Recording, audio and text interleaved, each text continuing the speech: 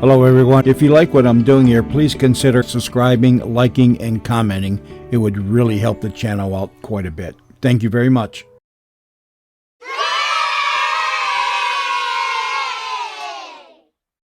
The CBS Radio Mystery Theater presents...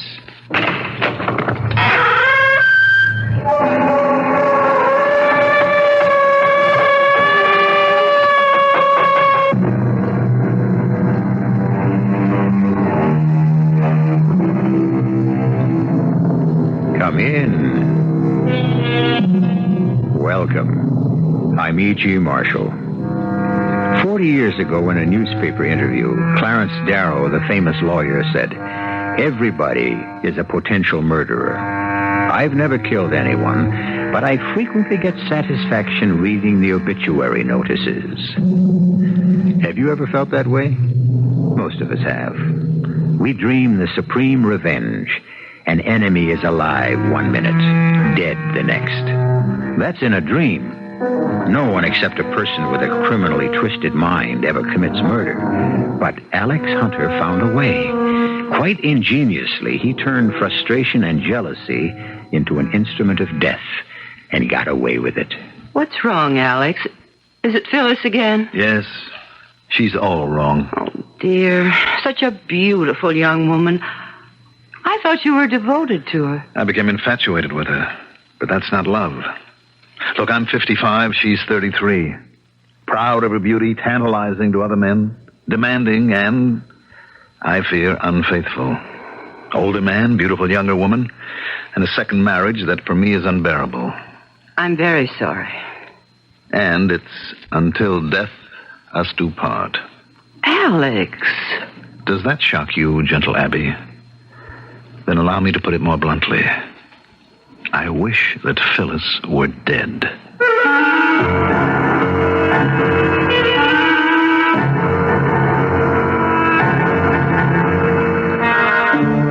Our mystery drama, Murder by Proxy, was written especially for the Mystery Theater by Roy Windsor and stars Mandel Kramer. It is sponsored in part by Buick Motor Division and Anheuser-Busch Incorporated, Brewers of Budweiser. I'll be back shortly with Act One.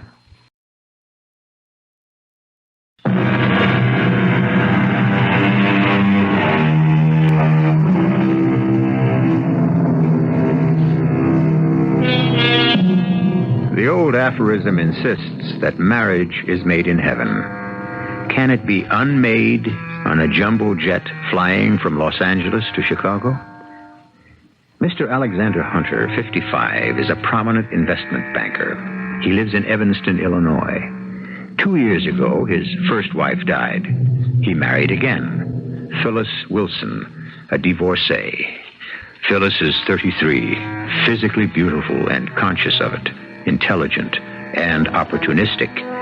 Marriage to Alex Hunter assured her of wealth, affection, and a social position. Men desired her, but did not love her. A tragic young woman, a victim of her own beauty, pretending to an ego she did not have. Her doom was almost foreordained. High above the bank of clouds over Kansas, Alex Hunter has a strange encounter. Mind if I join you, Mr. Hunter? What? Oh, no, of course not. Well, how do you know my name? Do I know you? Sure. You don't remember, that's all. It's nice, ain't it? 5 miles up in the air and it looks like a bar and lounge in a Chicago hotel. It knocks me out. I don't mean so much to you because you fly like this all the time, but it's a first for me. You're used to it. Yes, that's true. The novelty has worn off. One gets used to most things. Some you don't get used to, Mr. Hunter. Mm-hmm. Well, if you'll excuse me. Prison you don't get used to. Prison? Yeah, the pen, the big house. I was in for 20 years, and I didn't get used to it. It's very interesting. You want to hear what it's like, Mr. Hunter? Not particularly. It does sound depressing. I'm happy that you're free. Now, you'll be good. You shouldn't be, Mr. Hunter. What do you mean by that? Why do you keep repeating Mr. Hunter this, Mr. Hunter that? I don't know who you are. Without meaning to be rude, I really would like to return to my seat. Well, there's lots of time for that. Thanks for saying you're happy I'm free. You're a nice man. I wish you wasn't. Just who are you and what are you driving at? Well, now that's better. Tim Cohain's the name. Remember? Tim Cohain. That name means something. Does ring a bell? Yes. Tim Cohain. I was on a jury once and there was a Tim Cohain. Yes, now I remember. We tried you for murder. I was the jury foreman. You pleaded manslaughter. Murder without malice express or implied. I recall the judge defining the charge for us. And we sent you to prison for life. Joliet, right? 20 years, Mr. Hunter. Paroled for good behavior. Very commendable.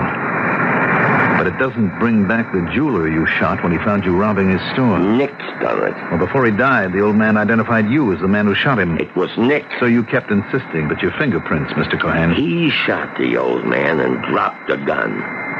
He was grabbing the jewelry. I picked up the gun, that's why. Yes. We never did get Nick, did we? Had an airtight alibi, as I recall.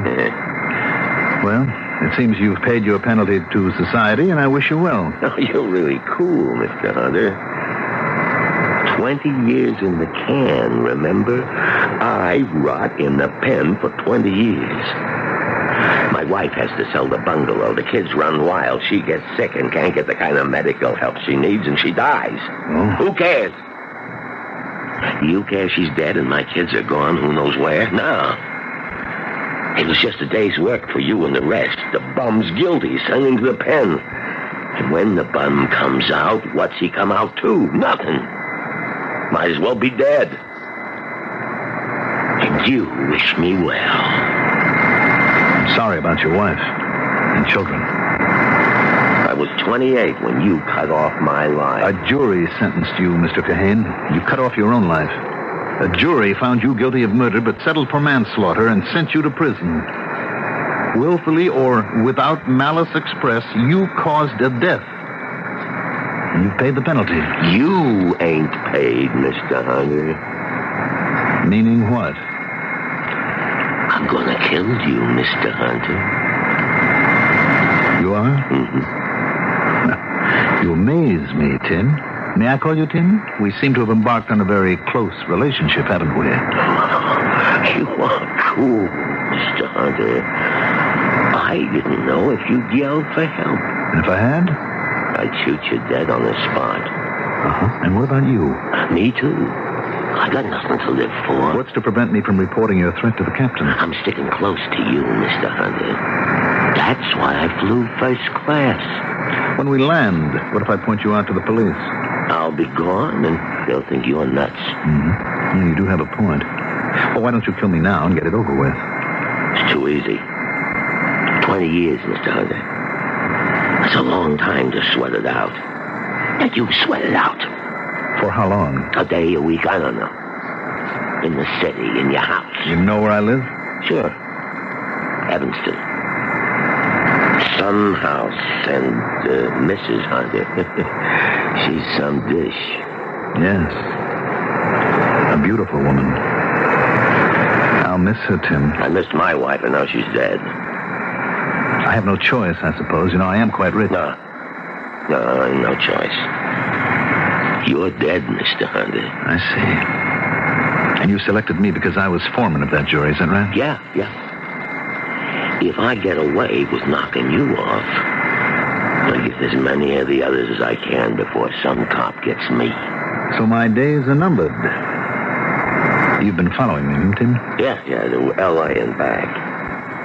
I could have killed you any time the last 5 days. Why didn't you? I wanted to talk first. So you know what was going to happen and then sweat it out. Your form of torture? Yeah. But it hasn't worked out that way. Maybe you're scared stiff, but I don't see it. You play it cool. I accept what's inevitable, Tim. You're determined to kill me. If a person's willing to die for murder, nothing can prevent him from committing it. That's right. Then let's have a drink together. A drink to the great adventure.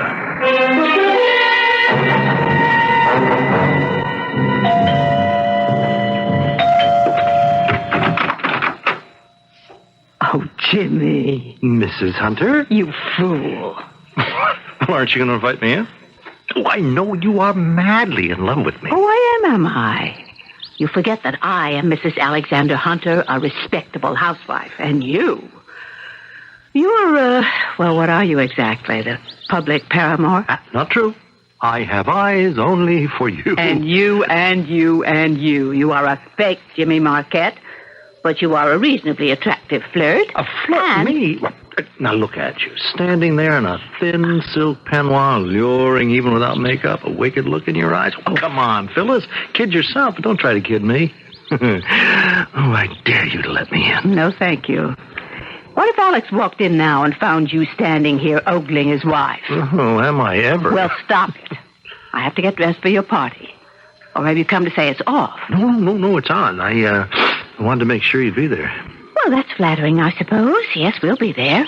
Oh, you have to bring the old man? You invited us, not just me. Us. Yeah. Phyllis. Oh, now, Phyllis, you know how I feel about you. You are off limits, Jimmy. Alex is not exactly the permissive type. But how can you stand him? He just doesn't fit in with someone our age. He's not that old, and he's rich. And all this, the house, the cars, the land, is all mine. Well, I'm not exactly poor, baby. I settled for Alex Hunter, and I won't unsettle for you. But, look, couldn't we see each other alone sometime? You know, just thinking about you drives me wild. And when I think about you and him... Bye-bye, Jimmy. Just bye-bye. Alex should be home soon, and we'll be at your party in an hour. Oh, sweet Phyllis, make me immortal with a kiss. Oh, you have got it bad. Goodbye. Yeah, I'll kill myself. Not on my doorstep, if you please. Goodbye.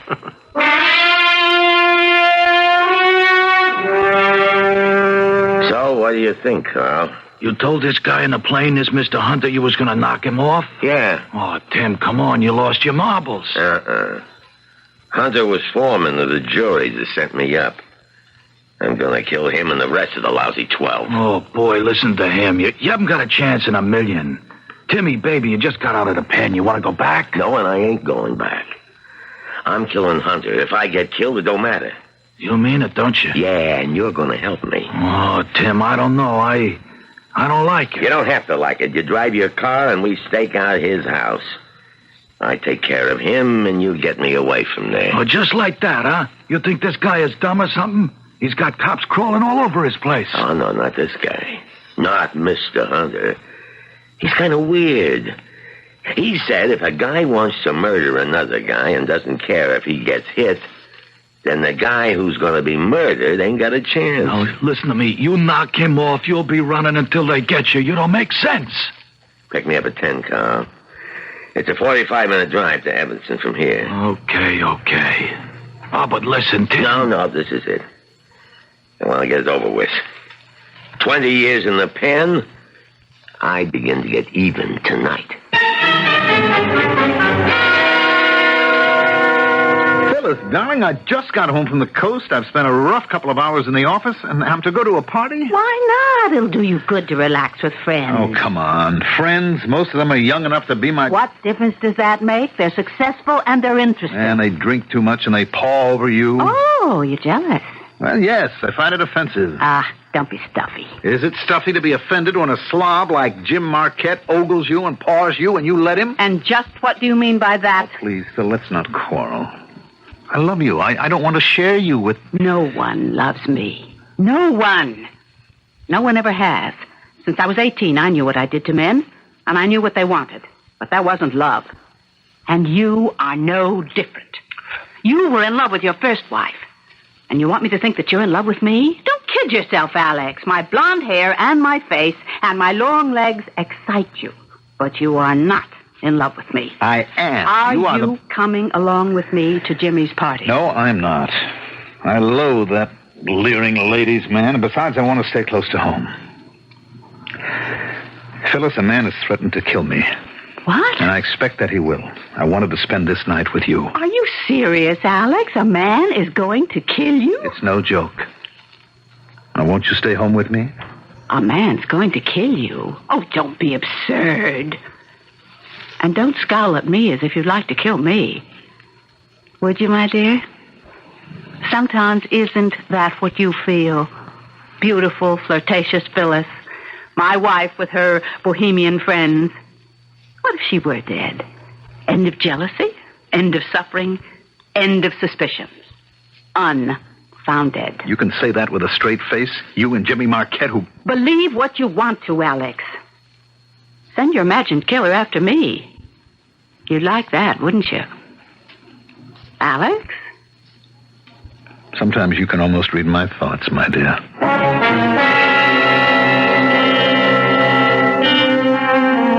Jealousy is the greatest of all evils, and the least pitied by those who cause it. That maxim was coined by La Rochefoucauld 300 years ago. Alex Hunter, indeed, is a jealous man. His doubts gnaw away at his insides. He's old, she's young, and tantalizing to others. He's married to her, but he doesn't possess her. Out there in the dark is a man determined to murder Alex Hunter. Is he afraid? Probably not. Death would be a relief. I'll return shortly with Act 2.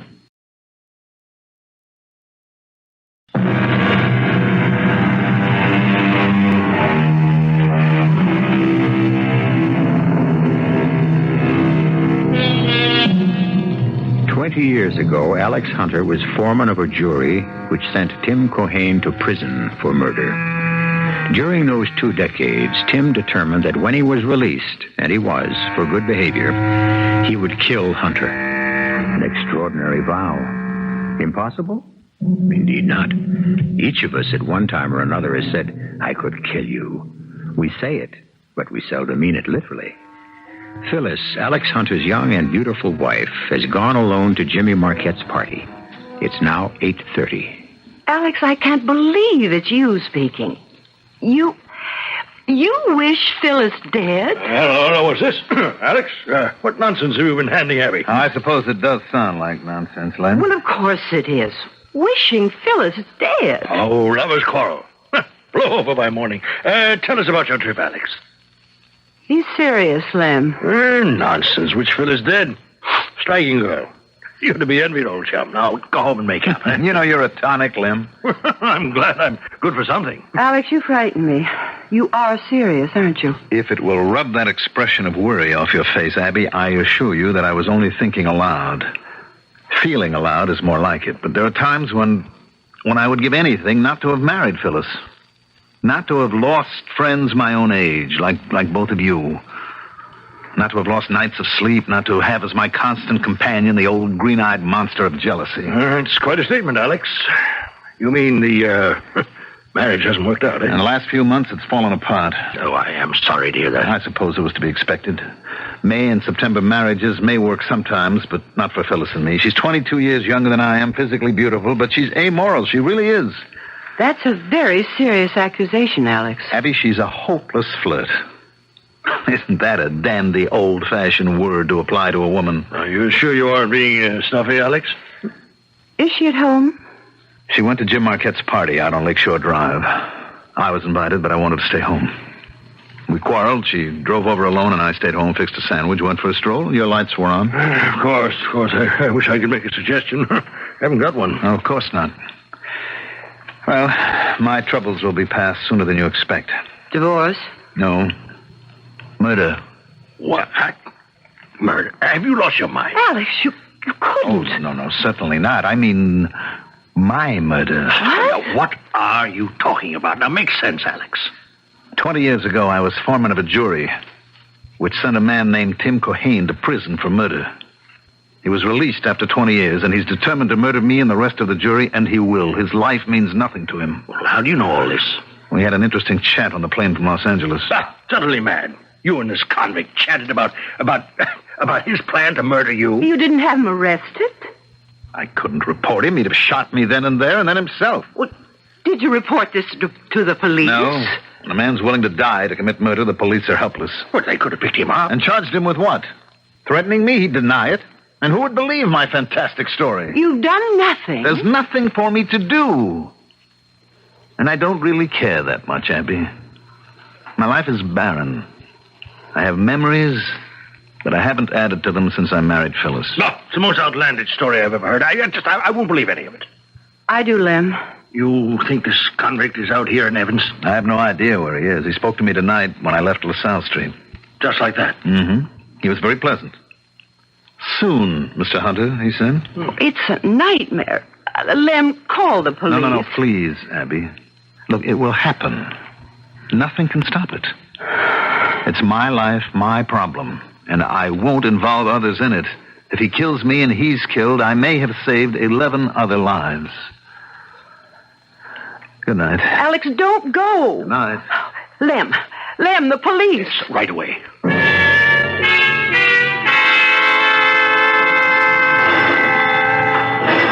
It's the police, Lem. Yes, right. I hope it's an officer I know. Good evening, Mr. Small. Oh, Joe, I'm glad it's you. Come in. Abby, Lieutenant O'Malley. Oh, of course. How are you, Joe? I saw Francie and that handsome boy of yours the other day in Fountain Square. Oh, yeah? Oh, yeah, he's quite a boy, Mrs. Small. Yes, I appreciate your coming around, Joe. Did I sound crazy on the telephone? Well, kinda. You mean someone really is gunning for Mr. Hunter? Oh, yes, absolutely. Ex-convict named Tim Cohain. 20 years in the jug. He wants revenge on the jury, which sent him to Joliet. Oh. And he's going to kill them one by one. Oh, that's crazy. Yes, agreed. You sound crazy even talking about it, but Hunter left here half an hour ago, and he doesn't think it's crazy. He expects to be shot. He's at home now. No, maybe not. Maybe he's wandering around making himself a target. Anyway, I thought I'd better report it. Well, look, if Mr. Hunter knows a killer's after him, why would he be wandering around? Well, he's a little crazy, too, Joe. Lots of worries. This is a new one on me. Yes, me, too. He wasn't drinking. No. Cold sober. Doesn't drink much at all. No, the ex-con talked with him on the plane. Said his number was up. So, Hunter's fatalistic about it. Expects to get it any time. Needs protection. Well, he'll get it. My partner and me in the prowl car will watch the house, and if we get a call, one of us will hang around Mr. Hunter's house. Thanks, Joe. He's my best friend. I don't want to see him hurt. Right. Good night. Good night, Joe. Oh, good night, Joe. Good night, Mrs. Small. Nice man, Joe O'Malley. Lem, I don't feel right about this. I mean, shouldn't one of us be over there with Alex? Frankly, no. Let the police handle it. It's late. It's 11 o'clock. That was a long talk. Poor man. Yep. He finally sees Phyllis as his friends have always seen her. Vain, arrogant, a tease, and rather common. Now, be fair, Lem. A beautiful woman often has to become hard. So many men desire that she's forced to become distrustful. Her defense is to tantalize them, make them squirm, make fools of themselves, and then when she's emasculated them, says goodbye. I understand that. Yes, but Alex married her. He loves her. Why can't she relax and give him a decent marriage? Well, maybe because she can't. Her guard's been up so long, it's become a wall between her and trust. She really is a beautiful woman. The shell is beautiful, and not her mind and soul. He never should have married her. Guess he thinks she's unfaithful to him. You mean with Jim Marquette? No, Lem. He's just the latest she's leading through her hoops. A woman like Phyllis never succumbs. If she did, she'd be vulnerable. And she's not that.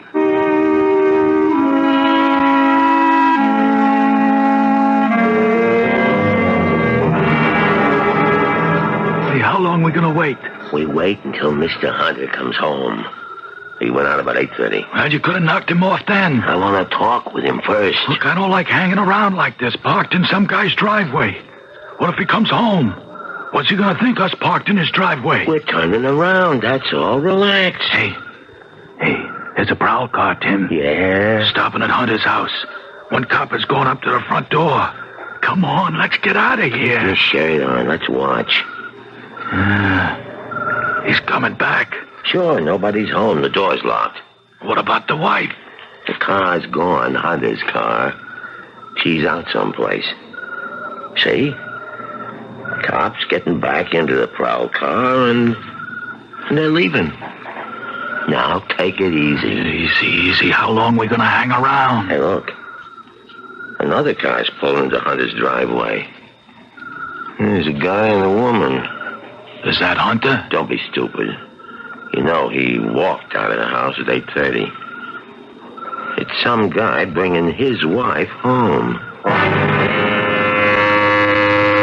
No way, dear Jimmy. On your way. Oh, let me come in, Phyllis. Don't be a fool. Alex would kill you. Alex? He couldn't break a pane of glass. I'd like to have it out with him. I won't give you up. I'll get him out of your life. I don't want him out of my life. But you're out of it, Jimmy, my boy. Oh, come on. I mean it. You're 35. You act like 16. Good night. Phyllis. Good night, Jimmy. Oh, you dirty... You are not 16. You're younger. Use the car if you want to. Oh, I'd rather walk. Your privilege. See you around. Night.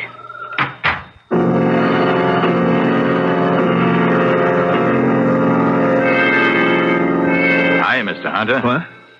Oh, hello, officer. Joe O'Malley. Yes, of course. It's almost midnight, Mr. Hunter. Oh, yes, it is. It's 5:12. Mr. Small called. Oh, no. Yeah. Well, he said some guy is gunning for you. I told Mr. Small not to worry the police. Oh, but that's our business, Mr. Hunter. I mean, no kidding. Has some ex-con threatened you? He's going to kill me, Joe. Well, he can't get away with that, Mr. Hunter. You should have had us pick him up. No, he can get away with it. He doesn't care if you shoot him down. Oh.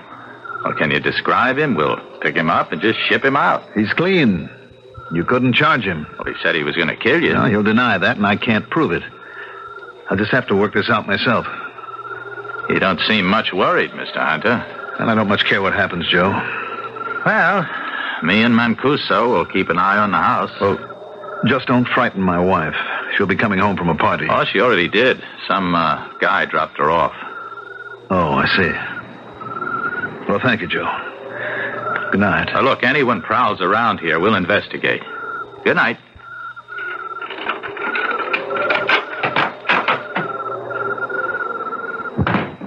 Hi, Mr. Hunter. No lights. Tim? Yeah. You heard the officer? Yeah. You kind of disappoint me, Mr. Hunter. I didn't call the police. Friends of mine did. Oh. Well, that makes me feel better. A cool bird like you don't panic. Well, I haven't so far. For reasons of your own, you decided to kill me even if it cost you your own life. Under those circumstances, no one can prevent you from killing, so I accept that. That's why I'm cool. Right. That cop don't worry me. I kill you, maybe he gets me. That's okay. Like I said, I got nothing to live for. Then, this is it? This is it. I see my wife fell asleep on the couch. Yeah, she came in half an hour ago and flopped down.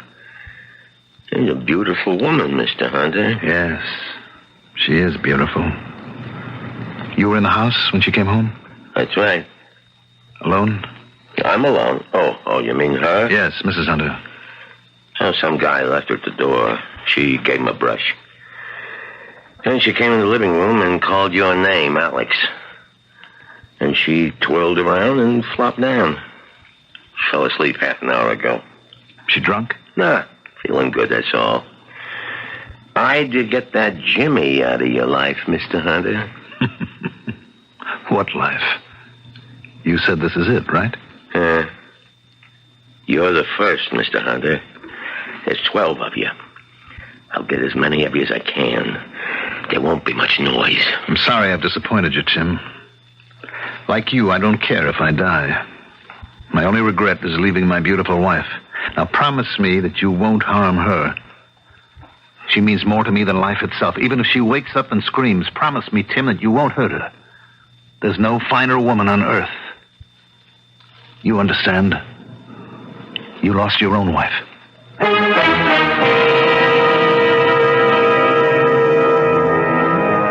A strange twist. Alex Hunter has wished his wife dead, but listen to him glorify her. He faces a man determined to kill him. That doesn't seem to worry him too much. He's worried about his wife. Don't harm her, if you please. The very woman he wished dead only hours ago. Alex Hunter has not spoken honestly to his intended assassin. Will malice be added to falsehood? I'll return soon with Act 3.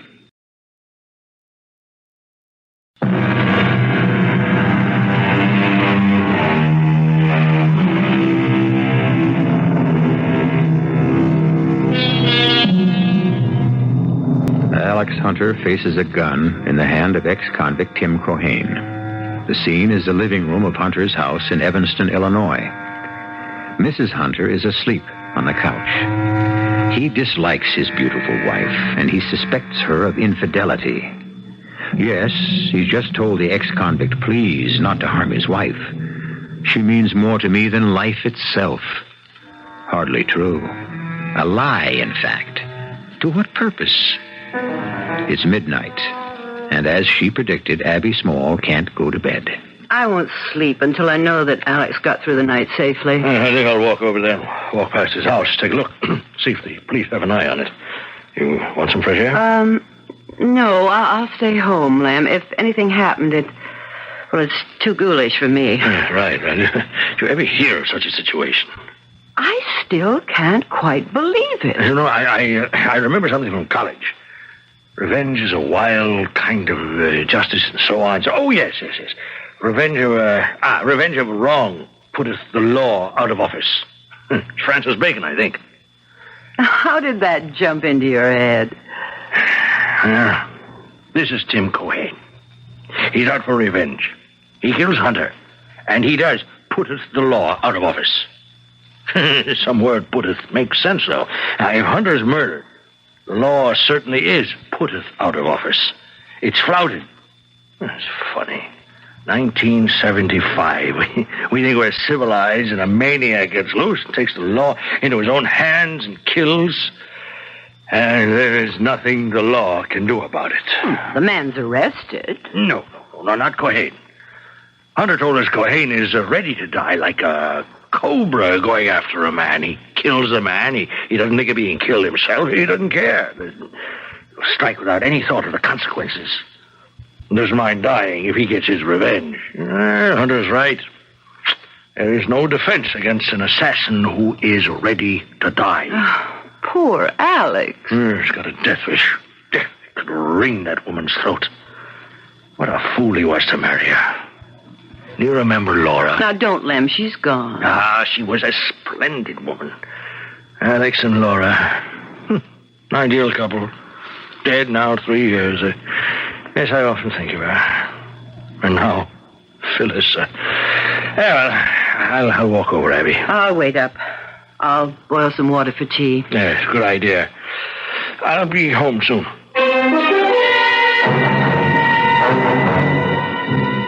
Promise you won't harm my wife, Tim. Look at her. Phyllis means more to me than life. That's how I felt about my wife. She died while I was in the pen. I know, and I'm sorry for you. Took the wind out of me. Life became empty, and when I found out, I hit the cell bars until my hands bled. That's when I said I'd get out of there and make all of you suffer for sending me up. I understand. You don't let bygones be bygones when you're talking about a wife who died because you wasn't there to look after her. And that's why I'm going to kill you, Mr. Hunter. I know that, Tim. And I don't care, just so you don't hurt my wife. No, that's not right. I do care. I think of all the years ahead with Phyllis. Wonderful years, and I do care. I'll miss those years, that future with her. If anything happened to her and I was alive, I don't know what I'd do. I couldn't face it. I really couldn't. I'd walk around in a daze. I'd end up in a sanitarium. Answer it, Mr. Hunter. And don't make a mistake. I'll kill her and then you. No, you wouldn't. Answer the door. Oh, hi, Mr. Hunter. Just checking up. Oh, thanks. Thanks, Joe. We were just going to bed. Look, you can relax now. We picked up a guy parked in a driveway a few houses away. Mrs. Dietz noticed he was parked in the Moore's driveway and called the station. He said he was just turning around. Mancuso took him in for questioning. You know, maybe he's the guy who's gunning for you. Yeah. Well, thanks, Joe. Now you can sleep, right? Mm-hmm. Thanks a lot. That's okay. I'll be hanging around. Good night. Good night. You give me an idea, Mr. Hunter. I did. Yeah, you've been pretty cool all along until I said I'd kill her and you. Don't you harm my wife. Yeah, it's more like it. You're scared. On the plane, you was mighty cool, and downtown on LaSalle Street when I talked with you after you came out of your office. Cool. I couldn't figure you. You didn't seem to care that you was a dead man. Maybe you don't care. Maybe you don't care about anything except her. You just said if anything happened to her, you'd end up in the funny house. Tim. I want you to suffer, Mr. Hunter. Oh, it's easy to wipe you out, but I guess there's only one way to make you suffer. Her. Please, Tim. Please. Don't harm my wife.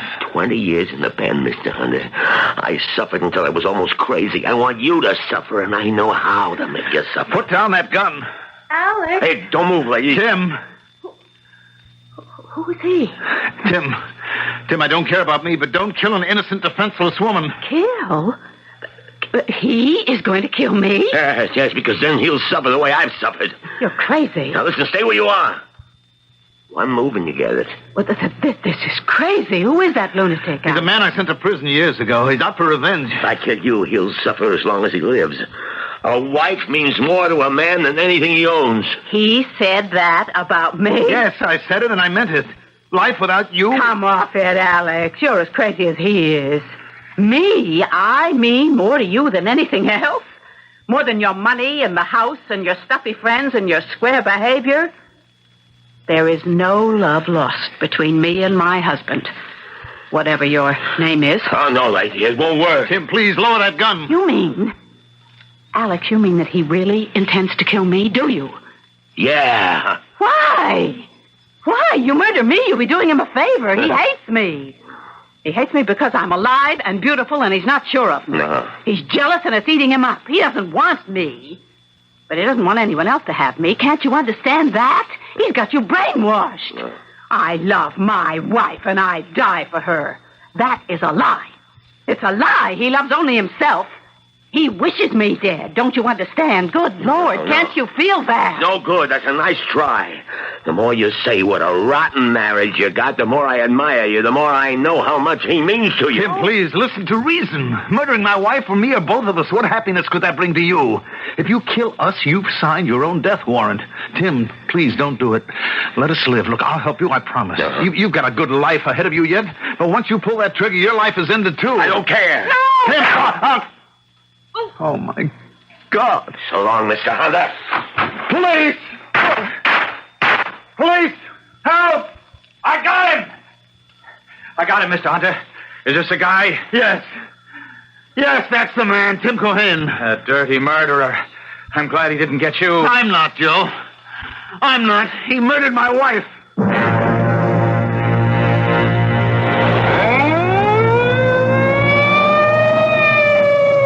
I don't know what to say, Mr. Hunter. You all right? Yeah, I guess so, Joe. See, he went out the back way. I said stop, and he fired at me. That's when I opened up. Lucky I was on foot. Mancuso took the other guy to the station. I'm awful sorry, Mr. Hunter. She was so beautiful, well, you'll excuse me. Yeah, sure. Thank you, Joe. Alex! He's here, Mr. Small. Is he all right? Yeah, he's all right. I got the guy. Oh, thank the Lord. Alex, I heard the siren. He killed Phyllis. What? Phyllis? That siren was the ambulance. They just took her away. Oh, no, I don't believe it. I can't believe it, Alex. It's true, Len. Well, I don't understand. Why the devil would that maniac shoot Phyllis? He wanted to make me suffer. He thought the threat of robbing me of my life would terrify me. It didn't. I didn't have much to look forward to. I puzzled Tim Cohain. I was too cool about having a death sentence hanging over my head, and that bothered him. I see. When I walked into the house, he was here, hiding in the dark. Phyllis was asleep on the couch. But why shoot Phyllis? Because Tim thought that a wife is a man's most precious possession. Oh, yes, I begin to see. Do you? I'm afraid I do, Alex. What did you say to him? When Lieutenant O'Malley came to the door, Tim told me that if I tipped O'Malley off, he'd shoot both Phyllis and me. I begged him not to. And when you got rid of O'Malley, you continued to beg. Is that right? Why should he kill an innocent person? Yes, why indeed. Even though the innocent person was a woman your jealousy had led you to loathe. You must be relieved, Alex. I am. You misled the poor fool into believing that your life without Phyllis would be barren, desolate, ended. That's what he concluded. Ordinarily, he'd have been right, wouldn't he? But after what you told me and Abby earlier tonight, do you realize what you have done? Yes. You've committed murder. Tim Cohain committed murder and paid the price for it. But you managed it. My life was at stake. And you didn't give a damn about hers. I must admit that is so, Lem. It's horrible. And you're free. And that's more horrible still. Free indeed. Look, Alex, don't you realize what you've done? Have you no sense of having arranged a murder? Don't you feel anything? I feel like having a drink. But you've caused a life to be cut off. Mine has been preserved. I'll leave the tears to Jim Marquette and her other conquests. I'm free of all that now.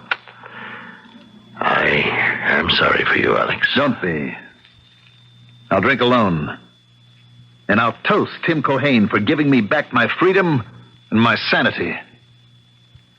Good night, Alex.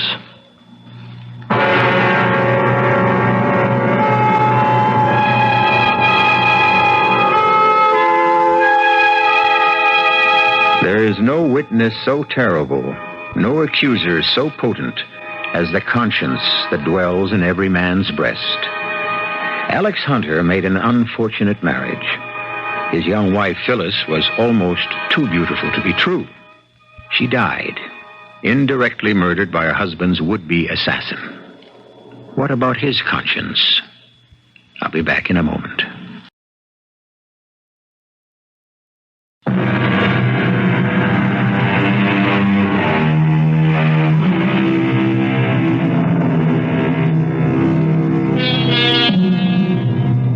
What of the sleepless nights when Hunter stares at the ceiling overhead and at the moving shadows swaying in the moonlight? I really murdered Phyllis. I murdered my wife. Tim Cohain's dead. She's dead, and I'm alone. He faces a lifetime of shadows on the ceiling, a lifetime of his conscience gnawing away at him. For a man of morals, that is true suffering. If I know anything about human nature, Tim Cohain got his revenge. Our cast included Mandel Kramer, Lesley Woods, Grace Matthews, Leon Janney, William Redfield, and Earl Hammond. The entire production was under the direction of Hyman Brown. And now, a preview of our next tale. This is your captain, Deacon Barnett. We will be traveling for the next few hours till we reach New York over water. We soon will be flying at 35,000 feet. Weather's clear. We should expect a smooth flight. Our ETA, estimated time of arrival at Kennedy Airport, jolly green coat. 8 a.m. Angie, get that glorious rear end of yours up front on the double with the manifest. Only do it as gracefully as you know how, and don't upset anyone. What's wrong, Scotty? What do you mean, green Angie, coat? baby, don't ask questions. Just make like this is the Army. Don't ask questions. Move. We are in mucho trouble. And don't forget that manifest. Radio Mystery Theater was sponsored in part by Anheuser-Busch Incorporated, Brewers of Budweiser, and Buick Motor Division. This is E.G. Marshall inviting you to return to our Mystery Theater for another adventure in the macabre. Until next time, pleasant dreams.